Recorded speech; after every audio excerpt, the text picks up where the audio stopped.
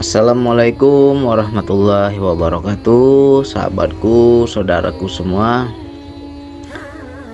Semoga selalu dalam kesehatan, selalu dalam kasih sayang Allah. Amin ya Allah. Jadi ini kita bagi-bagi cerita lagi, kita ulang-ulang ya. Lancarnya kaji kan karena diulang ya. Jadi kita harus sering ulang-ulang. Mungkin di video saya yang lalu sudah ada saya bahas tentang membaca perintah ya. Jadi ini sesuai dengan judulnya, baca perintahnya lalu kita naiklah ke wilayah yakin. Jadi saya kasih sedikit ilustrasi. Ketika kita dikejar anjing itu kan pasti ada perintah ya. Ketika anjing menggonggong hendak mengejar, hendak menerkam, padahal dia baru gertak aja, kita di situ langsung waspada, langsung ambil ancang-ancang untuk berlari. Dan ketika anjing itu benar-benar mengejar, pasti insting kita berkata, larilah kamu sekencang-kencang. Di situ kita nggak ada yang namanya berpikir, nggak ada kita pakai sebab akibat, nggak ada kita pakai logika ya. Dengan tekanan ancaman itu, tembok yang tinggi pun kita bisa panjat, pohon yang tinggi pun kita bisa panjat, bisa kita lalu. Mengapa bisa? Dan ketika kita dalam kondisi tidak dikejar anjing, kita mau lompat lagi mungkin belum tentu bisa. Tapi di saat kita terancam, di saat kita tertekan, di situ kita bisa melompat tinggi. Nah, coba dari kisah itu kita ambil pelajaran dalam kehidupan kita ya. Sekarang zaman makin susah, ekonomi jadi merosot, PHK di mana-mana, mencari uang juga tidak semudah yang dahulu. Sekarang sulit memang. Banyak yang menganggur, banyak yang kekurangan, banyak yang nggak ada kerja, banyak nggak ada uang, ya macam-macam. Nah, jadi kita coba belajar dari kisah waktu dikejar anjing tadi. Jadikan tekanan itu sebagai kekuatan kita untuk melompat lebih tinggi ya. Jadi jangan kita hanya diam di tempat. Kalau diam di tempat hancur kita. Diam di tempat ya digigit kita. Jadi bergerak dahulu. Perintahnya bergerak dahulu, larilah dahulu. Mau kemana larinya terserah, mau seperti apa kita menyelamatkan dirinya terserah. Yang penting bertindak, jangan diam ya. Begitu juga dalam hidup. Sekarang kondisi susah, banyak teman-teman yang mengeluh, bang, susah, semua ngomongin susah. Coba kita jadikan kesusahan kita sekarang ini biar kita bisa melompat lebih tinggi. Baca perintahnya, diarahkan kemana kita ini ya. Macam saya dahulu, sewaktu saya itu pertama di PHK nih, begitu baru awal-awal saya belajar zikir nafas, terbersit di hati saya ya. Karena dahulunya itu kan lagi menggebu-gebu, lagi semangat-semangatnya, dan saya itu kapalnya 2 minggu di lautan, nggak dapat signal. Sehingga ketika saya 2 minggu di lautan itu seperti merasa sedih saya. Sedihnya aku nggak bisa ngaji, sedihnya aku nggak bisa nimbrung di grup, aku nggak bisa belajar di grup. Akhirnya kayak ada keinginan ya kan, ya Allah, andai kata Engkau pindahkan rezekiku ke darat, aku bisa belajar ya Allah. Nggak susah signal ya, tiap hari ada signal kalau di darat. Rupanya itulah terkadang keinginan kita itu Allah kabulkan, tapi pahit. Apa yang Allah perbuat? Di PHK saya, belum habis kontrak kerja saya udah di PHK. Kalang kabut kan? Karena apa? Nggak ada persiapan. nggak punya tabungan, nggak ada persiapan. Dan di situ saya menganggur lama, habis-habisan. Sampai saya mau ke laut lagi juga sertifikat saya mati, nggak bisa juga ke laut. Jadi maju kena, mundur kena, saya diam mati. Saya mau bergerak juga nggak ada senjata.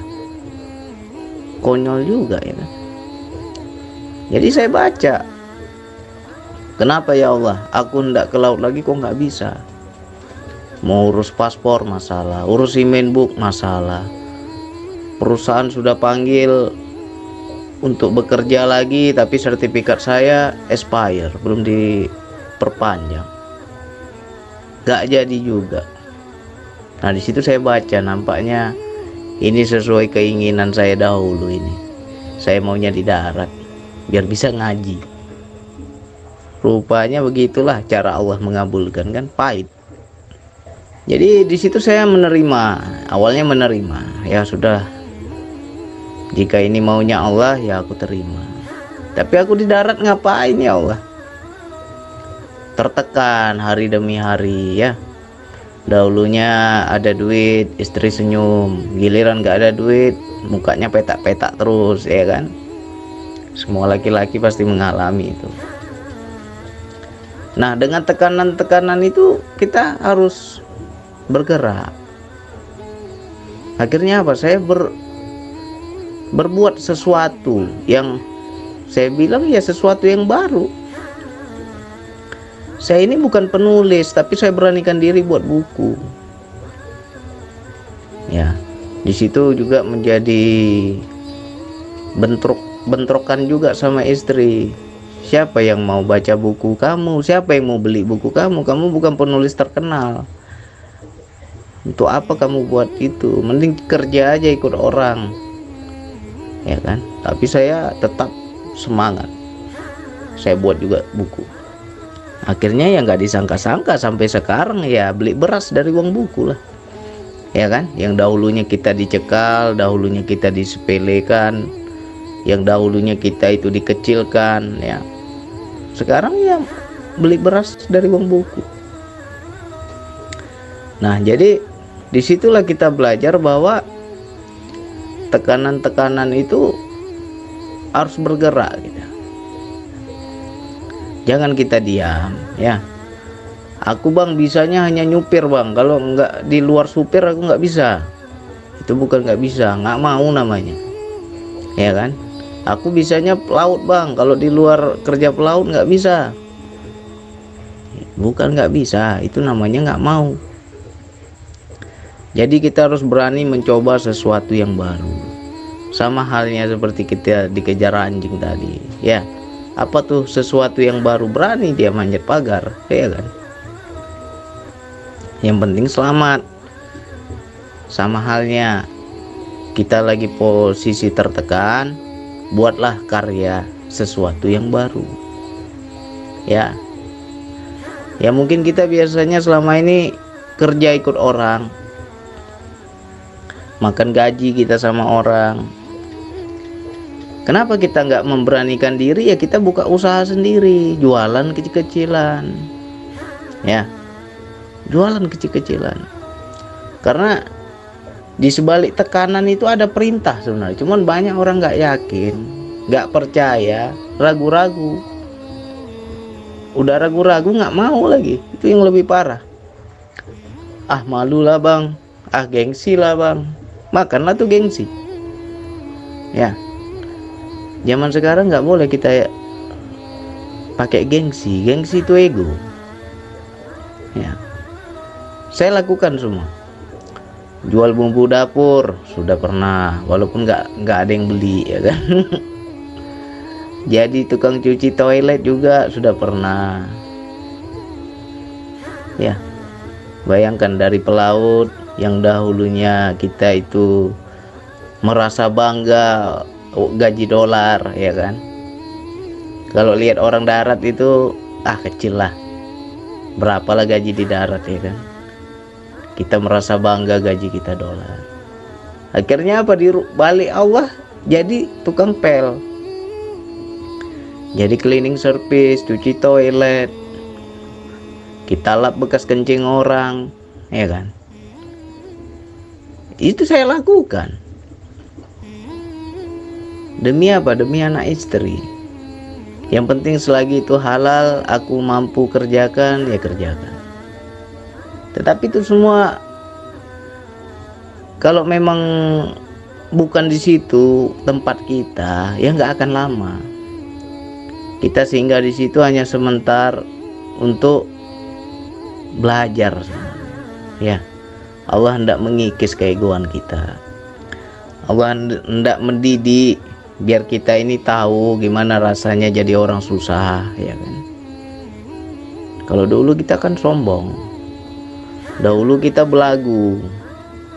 Nah, ketika kita dijatuhkan oleh Allah, gini loh jadi orang susah, barulah kita ada empati, barulah kita ada rasa, barulah kita ada peka kepada sesama, ya kan. Kalau udah dengar orang susah itu, aduh aku dulu kayak gitulah, ya kan. Jadi ada kepekaan. Di situ sebenarnya Allah hendak memberikan ilmu. Tapi ya nggak lama, ya nggak lama itu. Jadi tetap rezeki kita pada tempatnya.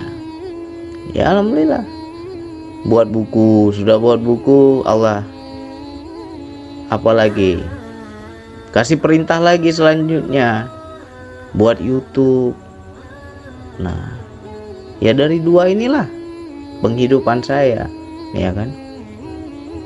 Bukan berarti kita buat YouTube itu niatnya cari uang, enggak. Niatnya ya ikut perintah aja. Berbagilah kamu di YouTube. Sudah 2 tahun saya berbagi, baru di situ dikasih tahu bahwa di YouTube itu bisa menghasilkan juga. Nah, sekarang dari sini Allah kasih arahan, ya. Jadi kalau kita menjalani hidup ini dengan membaca perintah enak. Aku nggak tahu ya Allah kemana arah jalanku. Aku nggak tahu ya Allah di mana rezekiku. Yang penting kau mau aja kalau ku suruh jemput. Nggak ada rezeki itu datang sendiri, kok kamu harus jemput, kata Allah. Nah, begitu juga kawan-kawan. Jangan hanya kita hebat berspiritual, hebat ngaji makrifat, tapi hidup kita hancur. Karena apa? Karena kita ego kita masih ada, gengsi kita masih kuat, ya. Jadi kalau bisa kita belajar spiritual, belajar makrifat, mengenal daya-daya Allah, itu harus kita terapkan dalam kehidupan. Apa perintahnya? Ya, baca di sekeliling kita. Gimana nih ya Allah? Nanti Allah akan bimbing, Allah akan tuntun. Kalau kita menyambung kesadaran kepada Allah itu betul nyambung, betul kita paham dayanya, nanti akan dituntun. Kamu lakukan ini, lakukan ini. Lakukan aja. Jangan kita bilang belum melakukan sudah pakai pikiran, ya. Karena pikiran ini bisa jadi nafsu. Di situ menjadi was-was, menjadi ragu-ragu, menjadi kita nggak yakin. Mungkin nggak ya? Jadi nggak ya? Apalagi kita belum bergerak sudah mikir dari mana uangnya, dari mana modalnya, mikir kita. Ya, yang penting harus ada tekad dahulu. Jadi bagi teman-teman yang saat ini sedang terpuruk, sedang jatuh, sedang kekurangan, sedang sempit, jangan mengeluh. Tinggal baca perintah aja. Apa perintahnya ya Allah? Aku ini kemana ya Allah? Ya, lakukan. Hidup ini sama seperti kita berenang, ya. Apa tuh rumusnya berenang? Ya, selagi dia masih bergerak, dia akan tetap naik di permukaan. Tapi kalau kita diam aja nggak bergerak, ya tenggelam lah kita. Begitu juga dalam hidup ini. Sekarang zaman makin canggih, semua serba internet, semua serba online, ya kan. Nah, gimana nih kita cari uang dari internet? Gimana nih kita membuat sesuatu yang baru? Belajar kita terus, ya, lakukan. Jadi insya Allah kalau kita itu bergerak, nanti akan arahnya itu akan semakin jelas. Oh, ke sini gagal, nanti kita lakukan lagi yang baru, sesuatu yang baru. Oh, gagal lagi, nanti lakukan lagi, gagal lagi, nanti itu makin jelas kemana arahnya, ya. Sama seperti saya dahulu, saya buat buku, ya. Ini saya pertama nggak yakin gitu kan. Saya anggap ini hanya sebagai hobi saja, ya kan, karena daya nulis lagi kencang, ya, sebagai menyalurkan hobi. Ya, rupanya makin lama makin jelas kan arahnya itu. Oh, disuruh ke sini, oh disuruh ke situ. Nah, jadi bagi teman-teman yang saat ini PHK, nganggur, nggak ada lowongan kerja, coba beranikan diri buat usaha sendiri, ya. Mungkin arahnya ke sana. Bang, aku kemarin selama ini ikut orang, Bang, sekarang bangkrut. Nah, cobalah buat usaha sendiri, jualan kayak kecilan di rumah kita sendiri, ya kan. Manalah tahu di situ nanti makin jelas itu kemana arahnya. Yang penting kita mau coba aja dulu, ya. Jadi jangan sampai kita ini melempem, ya. Banyak orang yang ketika masalah datang, ujian datang, rezekinya disempitkan oleh Allah, melempem. Hanya diam, hanya menunggu, hanya pasrah, ya. Pasrah sama berserah ini agak beda, beda sedikit. Kalau pasrah itu biasanya orang diam, nggak ngelakuin apa-apa. Tapi kalau berserah itu dia ikut perintah. Kau lakukan ini, kau lakukan itu. Akhirnya dia ikuti, ya itu namanya berserah. Ikut aja dia apa yang Allah kehendaki pada dirinya, ya. Insya Allah itu ada aja jalan itu, ada aja kecukupan. Kalau kita mau bergerak, ya. Jangan kita sikit-sikit ngomongnya aku terserah Allah saja, aku tergantung pada Allah saja. Sebenarnya Allah lah yang tergantung kepada dirimu. Kalau kamu nggak mau merubah nasibmu, ya gimana Allah mau dukung, gimana Allah mau bantu? Ya, kamu aja nggak mau berubah. Karena ada ayatnya itu, tidak akan kurubah suatu kaum kecuali dia merubah yang ada pada dirinya sendiri. Keyakinan dia itu harus dirubah, ya. Jadi baca perintah itu. Masa kita tiap hari kena gonggong anjing, kena kejar anjing, diem, ya digigit lah kita, hancur lah kita. Kalau sudah ada begitu perintahnya, lari, bergerak, ya. Jadi lakukan sesuatu yang baru. Mungkin kita terkendala pertama, modal ada, ilmu yang nggak ada. Ilmu kan bisa dipelajari, modal juga bisa dicari, ya. Harus kita bergerak. Banyak orang, Bang, saya mau buat yang baru, saya nggak ada ilmunya, Bang, saya nggak pandai, Bang. Ya belajar, kalau nggak pandai belajar. Saya siapa yang ngajarin jadi penulis, bisa buat buku? Nggak ada yang ngajarin. Saya cari tahu sendiri, di YouTube sudah ada semua itu, bagaimana cara menulis. Akhirnya kita beranikan diri, ya kan, buat sesuatu yang baru. Apa yang kita bisa, kita explore lagi, lebih maju lagi, lebih luas lagi, ya. Jadi jangan sampai kita hanya menganggap pintu rezeki itu cuma satu. Di sini yang kita banyak salahnya itu di situ. Aku pintu rezekiku, Bang, kerja di perusahaan, Bang. Kalau saya nggak kerja lagi di perusahaan itu berarti tertutuplah rezeki saya. Ya berarti sempit pemikiran kita. Bagaimana caranya? Kita harus berpikir luas. Harus yakin masih banyak pintu-pintu yang lain. Allah bilang rezeki Allah itu maha luas. Ya. Sebaik-baiknya pemberi rezeki. Ya. Nggak mungkin Allah itu membatasi. Kita lah yang membatasi diri. Ya. Cari peluang yang lain. Apa? Jangan sampai kita kerja ikut perusahaan, giliran sudah tua di PHK, pensiun, habis itu stres. Udah stres stroke, ya kan?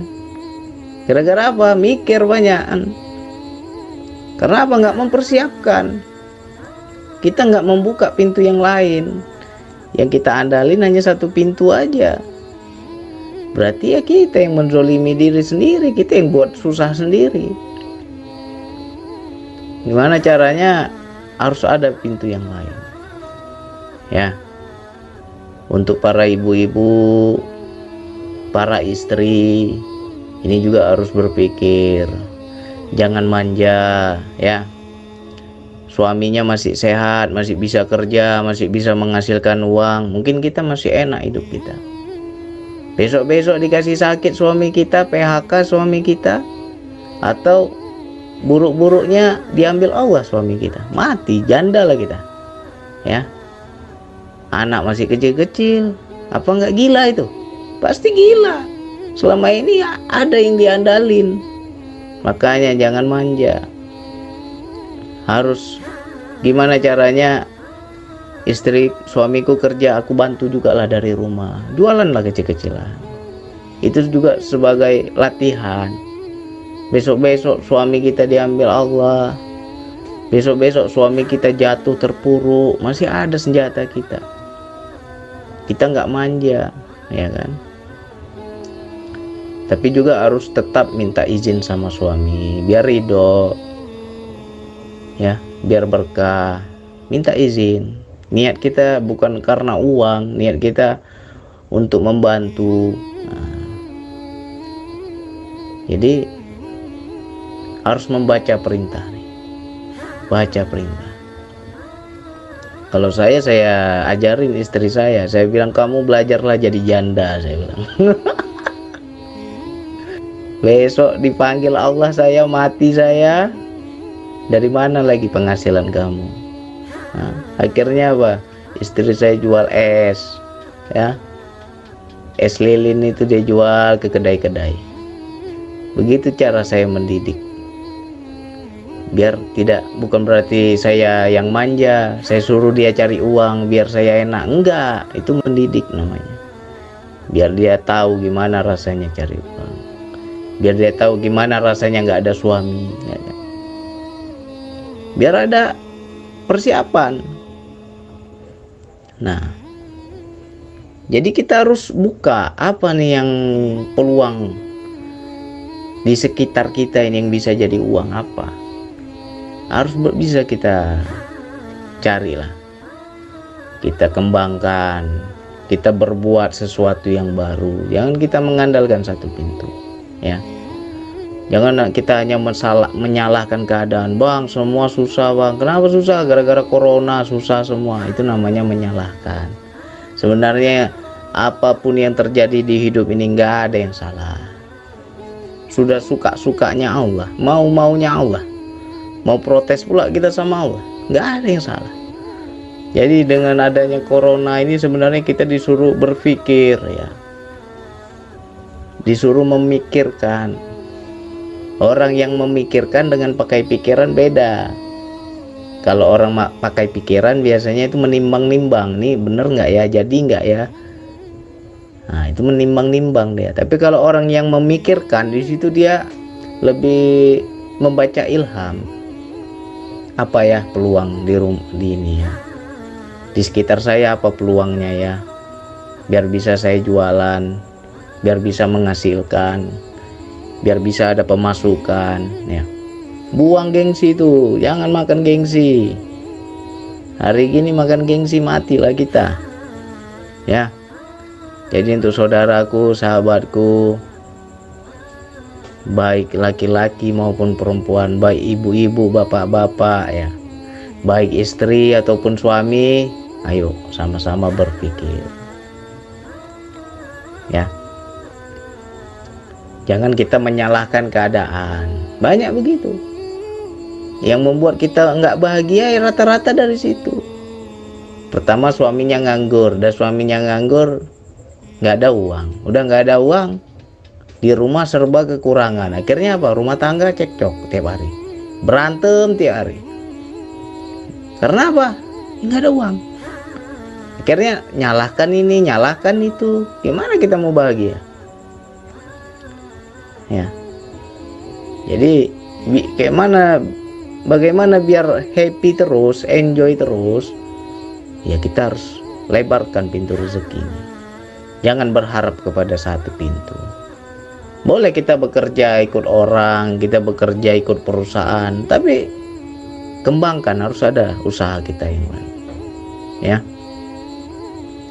Jadi bagi teman-teman, saudaraku, ayo kita bangkit, naik lagi ke wilayah yakin ya.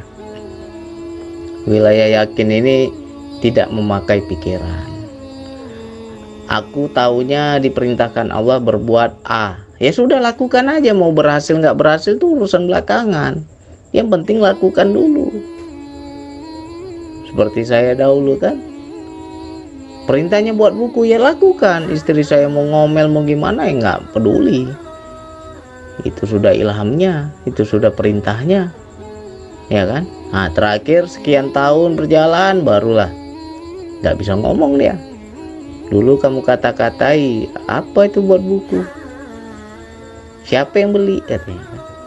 Ternyata sekarang hidup kita beli beras dari uang itulah. Mau bilang apa dia sekarang? Ya kan. Jadi ayo kita belajar. Jangan kita, ya sekarang masih sehat, masih kuat.